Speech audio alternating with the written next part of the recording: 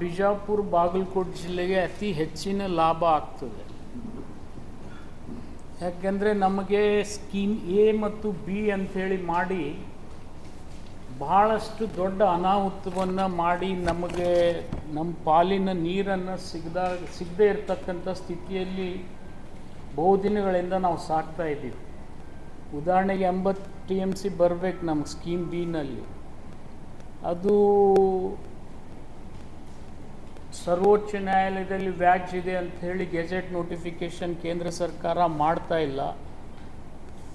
ದುರ್ದೈವಶ ನಮ್ಮ MP ಗಳು ಕೂಡ, ರಾಜ್ಯದ MP ಗಳು ಕೂಡ ಅದರ ಬಗ್ಗೆ ಕೇಂದ್ರ ಸರ್ಕಾರದ ಗಮನ ಸೆಳೀತಾ ಇಲ್ಲ. ಮತ್ತು ರಾಜ್ಯ ಸರ್ಕಾರ ಪದೇ ಪದೇ ಕೇಂದ್ರ ಸರ್ಕಾರಕ್ಕೆ ಮನವಿ ಮಾಡ್ತದೆ. ಮಾನ್ಯ ಮುಖ್ಯಮಂತ್ರಿಗಳು, ಉಪಮುಖ್ಯಮಂತ್ರಿಗಳು ಕೂಡ ಮೊನ್ನೆ ಒಂದು ನಿಯೋಗ ತೊಗೊಂಡೋಗಿ ಕೇಂದ್ರದ ನೀರಾವರಿ ಸಚಿವರನ್ನು ಮನವಿ ಮಾಡಿದರೂ ಕೂಡ ಆಂಧ್ರದವರು ಬರಲಿಲ್ಲ ಆ ಮೀಟಿಂಗಿಗೆ.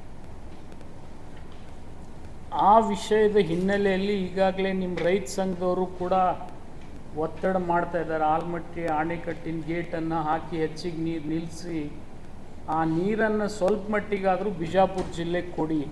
ಅಕಸ್ಮಾತ್ 1 ಮೀಟ್ರ್ ಹೆಚ್ಚಿಗೆ ಮಾಡಿದರೆ ಒಂದು 25ರಿಂದ 30 TMC ನೀರು ಸಿಗ್ತದೆ ನಮ್ಗೆ 80ರಲ್ಲಿ. ಆ 30 TMC ನೀರು ಸಿಕ್ಕರೆ ಅದು ನಮ್ಮ ಜಿಲ್ಲೆಗೆ ಅನುಕೂಲ ಆಗ್ತದೆ. ಮತ್ತು ಹೆಚ್ಚು ಕಡಿಮೆ ಒಂದು 22ರಿಂದ 25 ಸಾವಿರ ಎಕರೆ ಜಮೀನು ಮುಳುಗಡೆ ಮಾಡಿದರೆ ಆ 521ಗೆ ಎಷ್ಟು ಬೇಕಾಗ್ತದೆ ಅಷ್ಟು ಕಾಂಪೆನ್ಸೇಷನ್ನು ಕೊಡ್ತಕ್ಕಂಥದ್ದು ಅವಕಾಶ ಇದೆ. ಕೇವಲ ಒಂದು 22 ಸಾವಿರ ಎಕರೆ ಜಮೀನು ನೀರಾವರಿ ಮುಳುಗಡೆ ಆಗ್ತದೆ. ಅಷ್ಟು ಕಾಂಪೆನ್ಸೇಷನ್ ಕೊಟ್ಟರೆ, ಅಷ್ಟು ನೀರು ನಿಲ್ಲಿಸಿದ್ರೆ ನಮ್ಮ ಜಿಲ್ಲೆ ಏನು ಇವತ್ತು ನಾವು ಅವಾರ್ಡ್ ಆಗಿ ಇಲ್ಲಿವರೆಗೆ ನೀರು ಉಪಯೋಗ ಮಾಡಿಲ್ಲ, ಆ ಉಪಯೋಗ ಮಾಡ್ತಕ್ಕಂಥ ಶಕ್ತಿ ಆದರೂ ನಮಗೆ ಬರ್ತದೆ. ಇಲ್ಲದೇ ಇದ್ದರೆ ನಾವು ಬರೇ ನಾವು ಬೇರೆ ಜಿಲ್ಲೆಗೆ ನೀರು ಕೊಡೋದ್ರಲ್ಲೇ ನಮ್ಮ ಕಾಲಹರಣ ನಾವು ಮಾಡ್ತಾಯಿದ್ದೀವಿ. ಇದನ್ನು ಒತ್ತಾಯ ಮಾಡಬೇಕಂತಕ್ಕಂಥದ್ದು ನಮ್ಮ ಜಿಲ್ಲೆ ಎಲ್ಲ ಶಾಸಕರ ಒಂದು ಒತ್ತಾಸೆ ಇದೆ. ಆ ಹಿನ್ನೆಲೆಯಲ್ಲಿ ಎಲ್ಲ ಶಾಸಕರು ಕೂಡ ಕೋಲಾರದಲ್ಲಿ ಕಾರ್ಯಕ್ರಮಕ್ಕೆ ಬಂದು ಮಾನ್ಯ ಮುಖ್ಯಮಂತ್ರಿಗಳಿಗೆ, ಉಪಮುಖ್ಯಮಂತ್ರಿಗಳಿಗೆ ಒತ್ತಾಯ ಮಾಡಬೇಕಂತಕ್ಕಂಥ ಹಿನ್ನೆಲೆಯಲ್ಲಿ ಮತ್ತು ಜೊತೆಗೆ ಕೋಲಾರ ಮುಳುಗಡೆ ಆಗಿರ್ತಕ್ಕಂಥ 25ನೇ ವರ್ಷದ ವರ್ಷಾಚರಣೆ ಕೂಡ ಆಚರಣೆ ಮಾಡಿ ಬಾಗಲಕೋಟೆ ಮುಳುಗಡೆಗೆ ಎಷ್ಟು ಆದ್ಯತೆ ಸಿಗ್ತದೆ ಅಷ್ಟೇ ಆದ್ಯತೆ ಉಳಿದ ಹಳ್ಳಿಗಳಿಗೆ ಸಿಗ್ತಾ ಇಲ್ಲ R&R ಪ್ಯಾಕೇಜ್ನಲ್ಲಿ. ಅದು ಯಾವುದೇ ಸರ್ಕಾರ ಇರಲಿ, ನಮ್ಮ ಸರ್ಕಾರ ಇರಲಿ, ಬೇರೆ ಸರ್ಕಾರ ಇದ್ದಾಗೂ ಕೂಡ ಬಾಗಲಕೋಟೆಗೆ ಮುಳುಗಡೆ ಸಂತ್ರಸ್ತರಿಗೆ ಎಷ್ಟು ಒತ್ತು ಕೊಟ್ಟು ದುಡ್ಡು ಕೊಟ್ಟಿದ್ದಾರೆ, ಅಭಿವೃದ್ಧಿ ಮಾಡಿದ್ದಾರೆ, ಅದರ ಅರ್ಧ ಕೂಡ ಈ ನಮ್ಮ ಮುಳುಗಡೆ ಆಗಿರ್ತಕ್ಕಂಥ ಹಳ್ಳಿಗಳಿಗೆ ಆಗ್ತಾ ಇಲ್ಲ. ಅದನ್ನು ಕೂಡ ಒತ್ತಾಯ ಮಾಡ್ತಕ್ಕಂಥ ಕಾರ್ಯಕ್ರಮ ಈ ವೇದಿಕೆ ಮುಖಾಂತರ ನಾವು ಮಾನ್ಯ ಉಪಮುಖ್ಯಮಂತ್ರಿಗಳಿಗೆ, ಮುಖ್ಯಮಂತ್ರಿಗಳಿಗೆ ಮನವಿ ಸಲ್ಲಿಸ್ತಕ್ಕಂಥ ವಿಚಾರ ಕೂಡ ಇದೆ.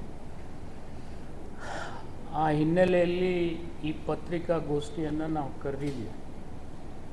ಈ ಸಂದರ್ಭದಲ್ಲಿ ಎಲ್ಲ ರೈತ ಸಂಘಟನೆಗಳಿಗೆ, ಜಿಲ್ಲೆ ರೈತರಿಗೆ ನಾವು ಒತ್ತಾಯ ಮಾಡ್ತಕ್ಕಂಥದ್ದು ಇಷ್ಟೇ, ತಾವು ಕೂಡ ಈ ಕಾರ್ಯಕ್ರಮಕ್ಕೆ ಭಾಗಿಯಾಗಿ ಮಾನ್ಯ ಮುಖ್ಯಮಂತ್ರಿಗಳಿಗೆ, ಉಪಮುಖ್ಯಮಂತ್ರಿಗಳಿಗೆ ಮನವಿಯನ್ನು ಸಲ್ಲಿಸಿ ಒತ್ತಾಯ ಮಾಡಿದರೆ ಜಿಲ್ಲೆಗೆ ಸಹಾಯ ಆಗ್ತದೆ ಅಂತಕ್ಕಂಥದ್ದು ನಮ್ಮ ಜಿಲ್ಲಾ ಸಚಿವರು, ಶಾಸಕರು ಎಲ್ಲರೂ ಕೂಡ ಒತ್ತಾಯ ಮಾಡ್ತೀವಿ. ನಾವು ಕೂಡ ಸಾರ್ವಜನಿಕರಲ್ಲಿ ವಿನಂತಿ ಮಾಡ್ತೀವಿ, ಅವರು ಕೂಡ ಪಾಲ್ಗೊಂಡು ಮನವರಿಕೆ ಮಾಡಿಕೊಡ್ತಕ್ಕಂಥ ಪ್ರಯತ್ನ ಮಾಡಲಿ ಅಂಥೇಳಿ ಈ ಸಭೆಯನ್ನು ನಾವು ಕರೆದಿದ್ದೀವಿ.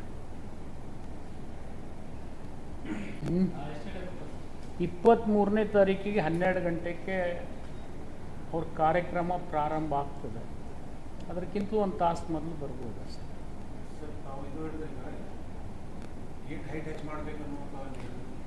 ಇದು ಎರಡು ವಿಷಯ. ಒಂದು, ಈಗ ಆಲ್ರೆಡಿ ಏನು ಗೆಜೆಟ್ ನೋಟಿಫಿಕೇಶನ್ ಸುಪ್ರೀಂ ಕೋರ್ಟಲ್ಲಿ ಅದಕ್ಕೆ ಏನಾದ್ರು ಅದಕ್ಕೆ ವ್ಯತಿರಿಕ್ತ ಆಗ್ತದೋ ಇಲ್ಲೋ ಒಂದು ಇದು ಎಕ್ಸ್ಪರ್ಟ್ ಆಗುವುದಿಲ್ಲ ಅಂತ ಹೇಳಿದ್ರೆ ಸರ್ಕಾರ ಆ ಎಕ್ಸ್ಪರ್ಟ್ಗಳು, ಲೀಗಲ್ ಎಕ್ಸ್ಪರ್ಟ್ಗಳು ಸರ್ಕಾರಕ್ಕೆ ಗಮನ ತಂದಾರ ಇಲ್ಲೋ, ಅಥವಾ ಇವತ್ತೇ ತಂದರೋ ಅಥವಾ ಹಳೆಯಿಂದ ಮೊದಲು ತೆಗೆದು ತಂದಿಲ್ಲ. ಯಾವುದೇಕಂದ್ರೆ ಇವತ್ತೇ ರಾತ್ರಿ ಯಾವಾಗ ಗೊತ್ತಾಯ್ತು ಅವ್ರಿಗೆ? ಇದು ವಿಷಯ ಇವತ್ತೇ ಆಗಿಲ್ಲ, ಇಟ್ಸ್ ಬಿನ್ ದೇರ್ ಫಾರ್ ಡಿಕೆಡ್ಸ್. ಅವ್ರಿಗೆ ಇವತ್ತೇನು ಗೊತ್ತಾಯ್ತು ಆಗುದಿಲ್ಲ ಅಂತ? ಒಂದು 10 ದಿವಸದಿಂದ ಮುಖ್ಯಮಂತ್ರಿಗಳು ಒಂದು ಸಭೆ ಕರೆದಿದ್ದರು. UKPಗೆ ಸಂಬಂಧಪಟ್ಟಾಗೆ ಎಲ್ಲ ಶಾಸಕರು, ನಮ್ಮ ಬಿಜಾಪುರ ಜಿಲ್ಲೆ ಅಷ್ಟೇ ಅಲ್ಲ, ಎಲ್ಲ ಶಾಸಕರು, ಸಚಿವರು ಸಭೆ ಕರೆದಿದ್ರು. ನಮ್ಮ ಲೀಗಲ್ ಎಕ್ಸ್ಪರ್ಟ್ ಆದಂಥ ಮೋಹನ್ ಕಾತ್ರಕಿಯವರು ಆ ಸಭೆಯಲ್ಲಿ ಇದ್ದರು. ಅವರು ಒಂದು ಮಾತನ್ನು ಏನು ಹೇಳಿದರು ಅಂದರೆ, ನಾವು ಮೇಲಿಂದ ಮೇಲೆ ಸುಪ್ರೀಂ ಕೋರ್ಟಿಗೆ ವಿನಂತಿ ಮಾಡ್ತಾ ಇದ್ದೀವಿ, ಕೇಸ್ ಹಿಯರ್ ಮಾಡಿ ಡಿಸ್ಪೋಸ್ ಮಾಡಿ ಅಂಥೇಳಿ.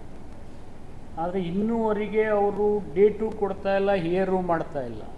ಮತ್ತು ಬೇರೆ ರಾಜ್ಯಗಳು ಆ್ಯಕ್ಟಿವ್ ಆಗಿ ಪಾರ್ಟಿಸಿಪೇಟ್ ಮಾಡಿ ಇದನ್ನು ನಿರ್ಣಾಯಕ ಹಂತಕ್ಕೆ ತೆಗೆದುಕೊಂಡು ಹೋಗ್ತಕ್ಕಂಥ ಉತ್ಸುಕತೆಯನ್ನು ತೋರ್ತಾ ಇಲ್ಲ. ಅದಕ್ಕೆ ಗೇಟನ್ನು ಎತ್ತರ ಮಾಡಿದರೆ ನಮಗೆ ಯಾವುದೇ ಬಾಧ್ಯತೆ ಇಲ್ಲ ಅಂಥೇಳಿ ಅಂತಕ್ಕಂಥ ಅಭಿಪ್ರಾಯ ಅವರು ವ್ಯಕ್ತಪಡಿಸಿದ್ದಾರೆ.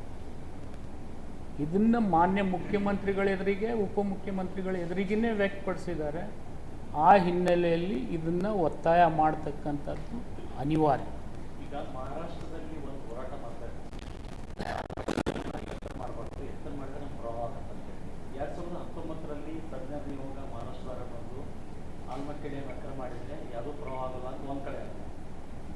ಈಗ ಇದು ಹೊಸ ಇಶ್ಯೂ ಮಾಡಿಕೊಂಡು ನಮ್ಮ ಭಾಗಕ್ಕೆ ಅನ್ಯಾಯ ಮಾಡೋ ಒಂದು ಸಂಚನ ಮಹಾರಾಷ್ಟ್ರ ಸರ್ಕಾರ ಮಾಡ್ತಾ ಇದೆ ಅಂತ ಆರೋಪ ಸಿ, ನನಗೆ ಗೊತ್ತಿರೋ ಮಟ್ಟಿಗೆ ಮಹಾರಾಷ್ಟ್ರಕ್ಕೂ ಕೂಡ ಮನವರಿಕೆ ಆಗಿದೆ.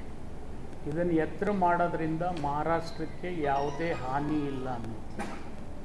ಆದರೆ ದುರ್ದೈವಶ ಆಂಧ್ರ ಮತ್ತು ತೆಲಂಗಾಣ ಸುಮ್ಮನೆ ಖ್ಯಾತಿ ತೆಗೆದು ನಮಗೂ ನೀರನ್ನು ಉಪಯೋಗ ಮಾಡಲಿಕ್ಕೆ ಬಿಡ್ತಾ ಇಲ್ಲ, ಅವ್ರಿಗೂ ಉಪಯೋಗ ಮಾಡ್ಕೊತಕ್ಕಂಥ ಅವಕಾಶ ಇಲ್ಲ. ಯಾಕಂದರೆ ಸಮುದ್ರಕ್ಕೆ ನೀರು ಹೋಗ್ತಾ ಇದೆ.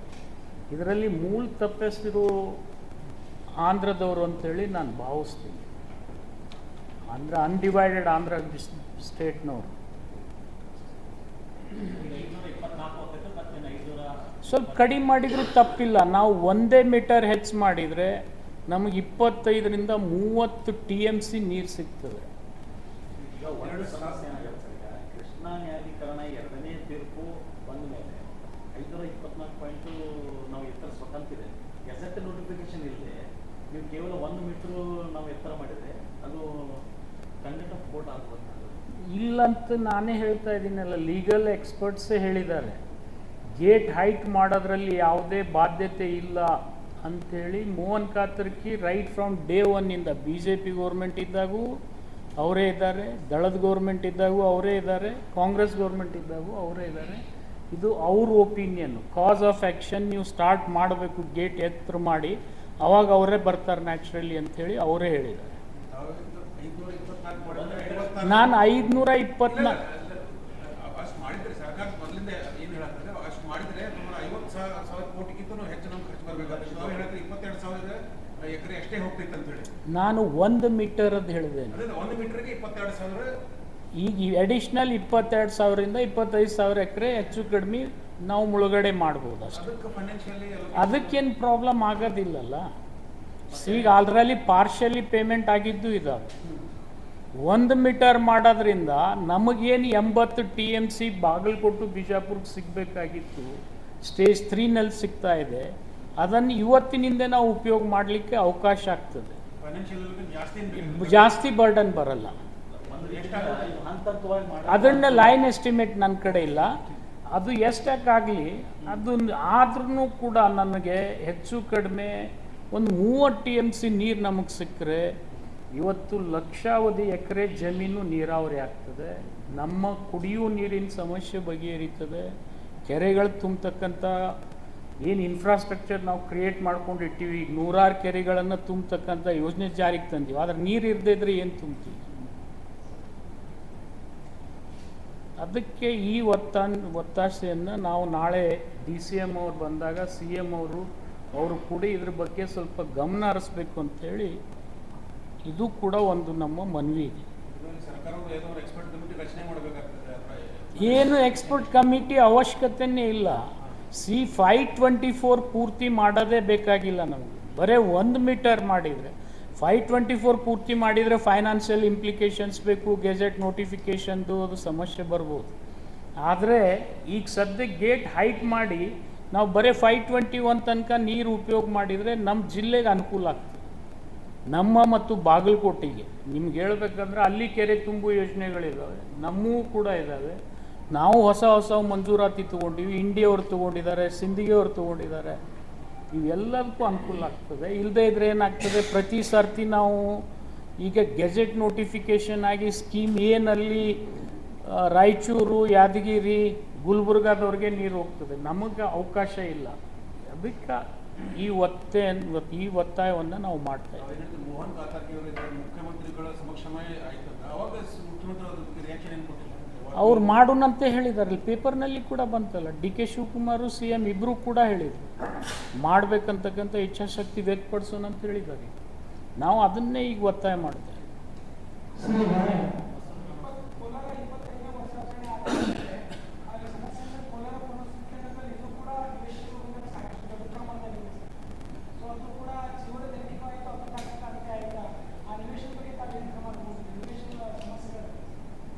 ಯಾರು ರೇಸ್ ಮಾಡಿದ್ರು? ನಿವೇಶನ್ ಬಗ್ಗೆ ಬೋಗಸ್ ಇದ್ದಿದ್ದು ರೇಸ್ ಮಾಡಿದ್ದೆ ನಾನು ಬಂದ್ಮೇಲೆ. ಮತ್ತು ನಾನೇ COD ಕೊಡಿಸಿದ್ದೀನಿ, ಇಲ್ಲಿವರೆಗೆ ಯಾರೂ ಕೊಡಿಸಿದ್ದಿಲ್ಲ. COD ಕೊಡಿಸಿ ಎನ್ಕ್ವೈರಿ ಒಂದು ಹಂತಕ್ಕೆ ಬಂದಿದೆ, ಅದನ್ನು ಕಂಪ್ಲೀಟ್ ಮಾಡ್ರಿ ಅಂತೇಳಿ ನಾನೇ R&R ಆಫೀಸ್ನಲ್ಲಿ ಹೋಗಿ CM ಜೊತೆ ಒಂದು ಮೀಟಿಂಗು ಮಾಡಿ 3 ತಿಂಗಳೂ ಆಗಿಲ್ಲ, 2.5 ತಿಂಗಳು 3 ತಿಂಗಳಾಗಿದೆ. ಮೀಟಿಂಗ್ ಮಾಡಿ ಈ ಕೇಸನ್ನು 1100 ಫೇಕ್ ಹಕ್ಕುಪತ್ರ ಇದಾವೆ. ಇದು ಬರೀ ಕೋಲಾರ ಒಂದೇ ಅಲ್ಲ, ಎಲ್ಲ ಪುನರ್ವಸತಿ ಕೇಂದ್ರಗಳಲ್ಲಿ R&R ಆಫೀಸ್ನಲ್ಲಿ ಆಫೀಸರ್ಸ್ ಜೊತೆಗೆ ಇನ್ವಾಲ್ವ್ ಆಗಿ ಫೇಕ್ ಹಕ್ಕುಪತ್ರಗಳನ್ನು ಕ್ರಿಯೇಟ್ ಮಾಡಿದ್ದಾರೆ. ಅದನ್ನು ಫಸ್ಟ್ ಬಿಡುವವನೇ ನಾವು.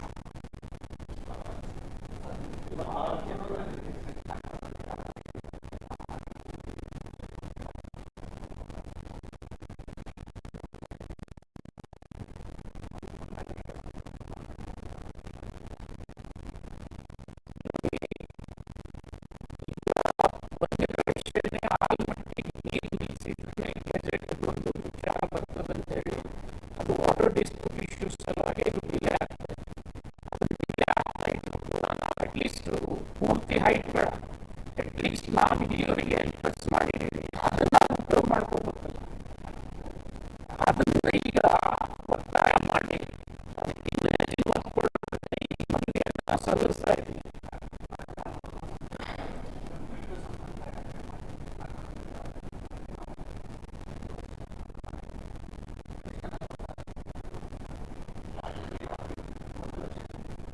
ನೋಡಿ, ಫೈನಾನ್ಷಿಯಲ್ ಕಮಿಟ್ಮೆಂಟ್ ಮಾಡತಕ್ಕಂಥದ್ದು ಮುಖ್ಯಮಂತ್ರಿಗಳು ಉಪಮುಖ್ಯಮಂತ್ರಿಗಳೇ ಮಾಡೋದು. ನಾವು ಅದನ್ನೇ ಒತ್ತಾಯ ನಾಳೆ ಮಾಡ್ತೇವೆ.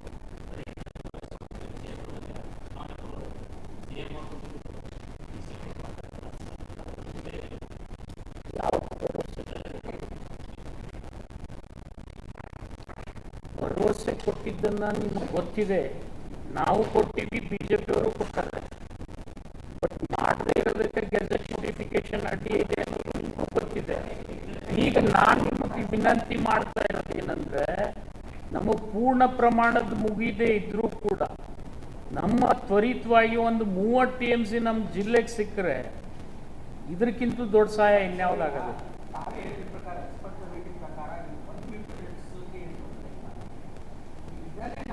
ಇದನ್ನೇ ಒತ್ತಾಯ ಈಗ ಅದನ್ನೇ ಒತ್ತಾಯ ಸ್ಟಾರ್ಟ್ ಮಾಡ್ತಾ ಇದ್ದೀವಿ ನಾವು. ಈಗ ನಾವು ಎಲ್ಲ ಶಾಸಕರು ಸಚಿವರು ಒತ್ತಾಯ ಮಾಡಿದ ಮೇಲೆ ಮೊನ್ನೆ ಈ ಮೀಟಿಂಗನ್ನು ಕರೆದಿದ್ದಾರೆ. ಈಗ ಇದಕ್ಕೊಂದು ಚಾಲನೆ ಸಿಗಲಿ ಅನ್ನೋದೇ ನಮ್ಮ ಆಸೆ. ನಿಮ್ಮ ಆಸೆ ಕೂಡ ಅದೇ ಆಗಿರಲಿ. ನಿಮ್ಮ ಒತ್ತಾಸೆ ಕೂಡ ಜಿಲ್ಲೆಯವರಾಗಿರೋದ್ರಿಂದ ನಿಮ್ಮ ಒತ್ತಾಸೆ ಕೂಡ ಅದೇ ಇರಲಿ ಅಂತ ನಾನು. ಅದು ಆಗಲಿ ಸರ್, ಅಲ್ಲ ವೇಸ್ಟ್ ಮಾಡೋದು ಬೇಡ.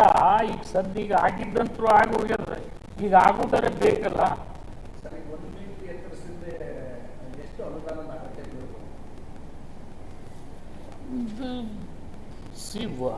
ಗೇಟ್ ಹಾಕೋದು ಅಷ್ಟೇ ಇದೆ. ಲ್ಯಾಂಡ್ ಅಕ್ವಿಷನ್ ಕಾಸ್ಟ್ ವೇರಿಯೇಷನ್ ಆಗೋದು 22,000ರಿಂದ 25,000 ಎಕರೆ ತನಕ ಅಕ್ವಿಷನ್ ಆಗತ್ತೆ. ಅದು R&R ಇರ್ಬೋದು, ನೀರು ನಿಲ್ಲಿಸೋದು ಇರ್ಬೋದು, ಎಲ್ಲ ಸೇರಿ. ಅದಕ್ಕೆ ಲೈನ್ ಎಸ್ಟಿಮೇಟ್ ಮೇಲೆ ಹೇಳೋಕ್ಕಾಗೋದಿಲ್ಲ. ಯಾಕಂದರೆ ಕೆಲವು ವ್ಯಾಜ್ಯಗಳು ಕೋರ್ಟಿಗೂ ಹೋಗ್ತವೆ, ಕೋರ್ಟು ತೀರ್ಮಾನ ಮಾಡ್ತದೆ. ಅದು ಏನೀಗ ಒಂದು ಟೋಟಲ್ ಅವರಲ್ಲಿ ಅಂದಾಜಿದೆ, ಎಲ್ಲ ಸೇರಿ ಕಾಲ್ ಭಾಗ ಒಂದು 25,000 ಕೋಟಿ ಆದರೂ ಹೋಗ್ಬೋದು. ಅಟ್ಲೀಸ್ಟ್ ಈಗ ಉಳಿದ 3 ವರ್ಷನಾಗಾರೆ ಒತ್ತ ಕೊಟ್ಟರೆ ಅಟ್ಲೀಸ್ಟ್ ಈಗ 1 ಮೀಟರ್ ಆದರೂ ನಮಗೆ ಲಾಭ ಆದರೆ ಅಟ್ಲೀಸ್ಟ್ ನಮ್ಮ ಹಸು ಏನದ ಅದು ಇಂಗ್ತದೆ ಅಷ್ಟೇ. 3 ವರ್ಷದಲ್ಲಿ ಆಗುವಂಥ ಸಾಧ್ಯತೆ ನಾನು ನಿಮ್ಮಲ್ಲಿ ಹೇಳೋದೇನೆಂದರೆ, ಒಂದು ಪ್ರಯತ್ನ ಮಾಡಿದರೆ ಅಟ್ಲೀಸ್ಟ್ ಈ 3 ವರ್ಷದಲ್ಲಿ 1 ಮೀಟರ್ದಾದರೂ ನಾವು ಮಾಡಿಕೊಂಡ್ರೆ ನಮ್ಮ ಜಿಲ್ಲೆಗೆ ಒಂದು ಅನುಕೂಲ ಆಗ್ತದೆ. ಸರ್, ಈಗ 1 ಮೀಟರ್ ಎತ್ತರಕ್ಕೆ ನೀರು ನಿಲ್ಲಿಸಕ್ಕೆ ಮನವಿ ಮಾಡ್ತಾರೆ. 24ವರೆಗೆ ಅದನ್ನು ಆ ಯೋಜನೆ ಅದು ಅಂತೂ ನಡೀತಾ ಇದೆ ರೀ. ಅದು ಕೋರ್ಟ್ನಲ್ಲೇ ನಡಿಬೇಕು. ಅದು ಅನ್ಲೆಸ್ ಕೋರ್ಟ್ನಲ್ಲಿ ಡಿಸಿಷನ್ ಆಗುವವರೆಗೆ ಅದು ಅಲೋಕೇಶನ್ ಆಗೋದಿಲ್ಲ. ಆದರೆ ಅಟ್ಲೀಸ್ಟ್ ನಮ್ಮ ಏನೀಗ ಬಚಾವತ್ ಅವಾರ್ಡ್ ಪ್ರಕಾರ ಏನು 80 TMC ನಮ್ಗೆ ಸಿಕ್ಕಿದೆ, ಅದರಲ್ಲಿ ಇದು ಆದರೂ ಅವಕಾಶ ಸಿಗ್ತದೆ ಅನ್ನೋದು ಒಂದು. ಪ್ರಾಬ್ಲಮ್ ಏನಿಲ್ಲ, ಬರೀ ಲ್ಯಾಂಡ್ ಅಕ್ವಿಷನ್ ಸ್ವಲ್ಪ ಮಾಡಿದರೆ ಮುಗಿದು ಹೋಗ್ತದೆ. ಬಟ್ ಕಟ್ಟಡಗಳ ಪೇಮೆಂಟ್ ಆಗಿಬಿಟ್ಟಿದೆ. 521ಗೆ ಯಾವ ಊರು ಮುಳುಗಡೆ ಆಗ್ತಾವಲ್ಲ, ಇನ್ಕ್ಲೂಡಿಂಗ್ ನಮ್ಮ ಸಿರ್ಬೂರು ಅದ, ಇಲ್ಲೇ ಬಿಜಾಪುರ ತಾಲೂಕಿದೆ, ಅದಕ್ಕೂ ಪೇಮೆಂಟ್ ಆಗಿದೆ. 522ವರೆಗೆ ಪೇಮೆಂಟ್ ಆಗಿದೆ ಕಟ್ಟಡಗಳದ್ದು. ಜಿಲ್ಲೆ ಹಿತದೃಷ್ಟಿಯಿಂದ 1 ಮೀಟರ್ ಮಾಡೋದು 100% ಈ 3 ವರ್ಷನಾಗ ನಮಗದು ಆಯ್ತಪ್ಪ ಅಂದರೆ, ಮುಂದೆ ನಾವು ಈ ಬಚಾವತ್ ಅವಾರ್ಡ್ ಎಂದಾಗ್ತದೋ ಬಿಡ್ತದೋ ಕಾಯ್ಕೋತ್ ಕೊಡೋದ್ರಾಗೆ ನಮ್ಮ ಕಾಲಹರಣ ಮಾಡ್ತಕ್ಕಂಥ ಅವಕಾಶ ಆದರೂ ತಪ್ತದೆ. ಹೈಪೋಥೆಟಿಕಲ್ ಅಷ್ಟೇ. ಈಗ 1 ಮೀಟರ್ಗೂ ಆಂಧ್ರ ಪ್ರದೇಶ ಏನಾರೇ ಅಥವಾ ಅದಕ್ಕೇನು ಸಂಬಂಧ ಇಲ್ಲ. They cannot object. They want to increase their stake ಅಷ್ಟೇ. ಅದು that will be decided in the court. ಅದನ್ನು ಅವ್ರು ಚಾಲೆಂಜ್ ಮಾಡಿದರೆ ಅದು ಮಾಡ್ಕೊಳ್ಳಿ. ನಮಗೆ 80 TMC ಅಲೋಕೇಶನ್ ಮಾಡಿದ್ರಲ್ಲಿ ಏನು ಕಡಿಮೆ ಆಗೋದಿಲ್ಲ. ಅಕಸ್ಮಾತ್ ಕಡಿಮೆ ಆದರೂ ಕೂಡ ಮೋಹನ್ ಕಾತರ್ಕಿ ಅವ್ರ ಒಪಿನಿಯನ್ ಏನಿತ್ತು, ಭಾಳ ಆದರೆ ಒಂದು 5 TMC ಕಡಿಮೆ ಆಗ್ಬೋದು. 5 TMC ಕಡಿಮೆ ಹಾಕೋದು, ಇದ್ದಷ್ಟೇ ಉಳಿತದೋ ಹೆಚ್ಚಾಕೋದು, ದಟ್ ಈಸ್ ಅ ಭವಿಷ್ಯದ ನಿರ್ಧಾರ. ಅಟ್ಲೀಸ್ಟ್ ನಮಗೆ 80 TMC ಒಳಗೆ ಒಂದು 40 TMC ನಾವು ಉಪಯೋಗ ಮಾಡ್ಕೊಳ್ತಕ್ಕಂಥ ಪ್ರಯತ್ನ ಮಾಡೋಣ. ಬೆಟರ್ ಅದು ಎಕ್ಸ್ಪ್ಲೋರ್ ಇಟ್ ಅಂಥೇಳಿ ಮೋಹನ್ ಕಾತರ್ಕಿನೇ ಮಾನ್ಯ ಮುಖ್ಯಮಂತ್ರಿಗಳಿಗೆ, ಉಪಮುಖ್ಯಮಂತ್ರಿಗಳಿಗೆ ಸಲಹೆ ಕೊಟ್ಟಿದ್ದಾರೆ. ಕಾಸ್ ಆಫ್ ಆ್ಯಕ್ಷನ್ ನಮ್ಮಿಂದ ಶುರು ಆಯ್ತಪ್ಪ ಅಂದರೆ ಬೇರೆ ಸ್ಟೇಟ್ದವ್ರು ತಾವೇ ರಿಸ್ಪಾಂಡ್ ಮಾಡ್ತಾರೆ. ನೀವು ಮಾಡ್ರನು ಒತ್ತಾಯನೂ ಅವ್ರದ್ದು. ಓಕೆ.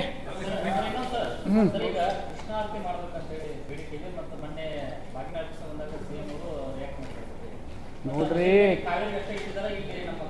ನೋಡಪ್ಪ, ನಾನು ಅದರಲ್ಲಿ ಭಾಳ ಆಸಕ್ತಿ ಇಲ್ಲ ಕೃಷ್ಣಾರ್ತಿಯಲ್ಲಿ. ಯಾಕಂತಂದರೆ ಪೂಜೆ ಮಾಡೋದು ಅಷ್ಟೇ. ಅಲ್ಲಿ ಮಾಡಲಿ ಇಲ್ಲಿ ಮಾಡಲಿ ನಮ್ಮದೇನದು.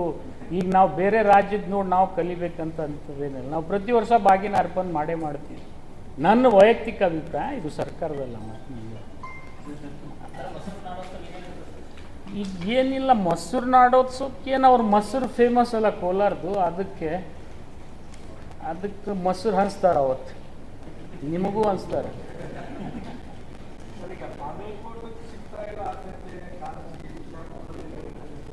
ಇನ್ನೊಂದು, ಮೊನ್ನೆ ಒಂದು ಸ್ಮಾಲ್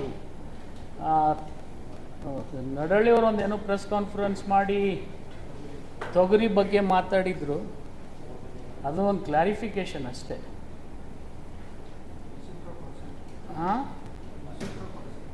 ಕೊಟ್ರ ಡಿ ಸಿ ಕೊಟ್ರಲ್ಲ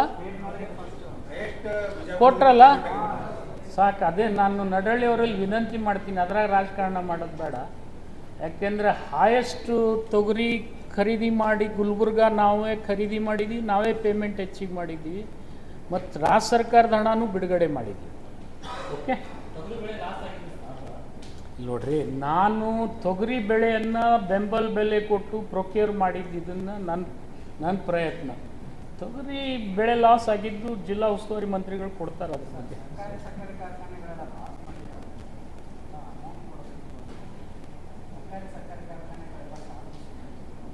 ನೋಡಿ, ಇಲ್ಲ, ಈಗ ಸಹಕಾರಿ ಸಕ್ಕರೆ ಕಾರ್ಖಾನೆಗಳು ಲಾಸ್ನಲ್ಲಿ ಇದ್ದಿದ್ದು ಇವತ್ತಿಂದಲ್ಲ.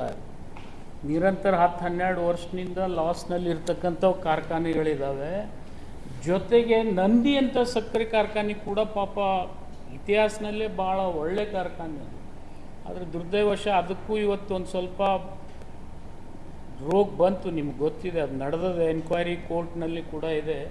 ಅದು ಸಬ್ ಜುಡಿಸ್ ಆಗ್ತದೆ. ಆ ಹಿನ್ನೆಲೆಯಲ್ಲಿ ಅದ್ರ ಬಗ್ಗೆ ನಾನು ಹೆಚ್ಚಿಗೆ ಹೇಳೋದಿಲ್ಲ. ನಾನು ಮಾನ್ಯ ಮುಖ್ಯಮಂತ್ರಿಗಳಲ್ಲಿ ವಿನಂತಿ ಮಾಡಿಕೊಂಡಿದ್ದೆ. ಏನಪ್ಪ ಅಂತಂದರೆ, ಕೇಂದ್ರ ಸರ್ಕಾರ ನಫೆಡ್ನಿಂದ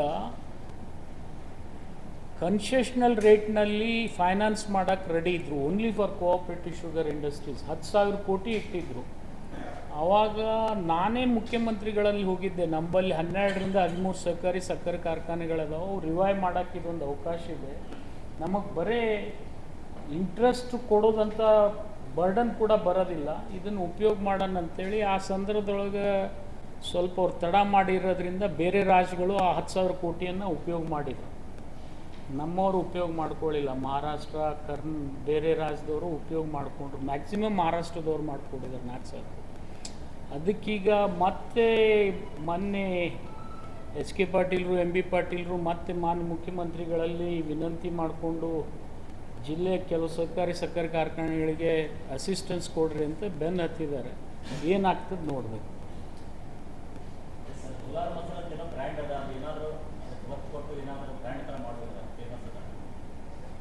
ನೋಡೋಣೀಗ ಅಲ್ಲಿ ಮಾಡ್ತಕ್ಕಂಥದ್ದು R&Rನಲ್ಲಿ ಕೋಲಾರ್ನಲ್ಲಿ ಇಲ್ಲಿವರೆಗೆ ಏನೂ ಅಭಿವೃದ್ಧಿ ಆಗಿದ್ದಿಲ್ಲ. ಒಂದು ಡಾಂಬರ್ ರಸ್ತೆಗಳಿರಲಿಲ್ಲ, ಸರ್ಕಾರಿ ಕಟ್ಟಡಗಳಿರಲಿಲ್ಲ. ಇವೆಲ್ಲ ಈಗ ಮಾಡಿದ್ದೀವಿ ಕಳೆದ 10 ವರ್ಷದಲ್ಲಿ. ನಾ ಯಾವ ಉದ್ಘಾಟನೆ ಮಾಡಿಲ್ಲ, ಯಾವ ಅಡಿಗಲ್ ಹಾಕಿಲ್ಲ. ಆದರೂ ನಾಳೆ ತಾವೆಲ್ಲ ದಯಮಾಡಿ ಬಂದರೆ ಏನೇನು ಮಾಡಿದೀವೋ ಅವು ತೋರಿಸ್ತೀವಿ, ಏನು ಮಾಡ್ತೀವಿ ಅದನ್ನು ಹೇಳ್ತೀವಿ. Thank you. ಮತ್ತೇನಿಲ್ಲ, ಮತ್ತೇನು ಮಾಡಬೇಡಿ. ಮತ್ತೆ ಹಾಂ ಬಂದ್ ಮಾಡ್ರಿ, ಮುಗೀತಲ್ಲ.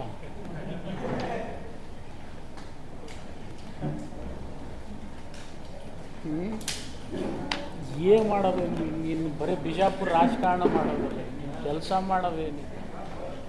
ತೆಗಿರಪ್ಪ ನೀವೆಲ್ಲ.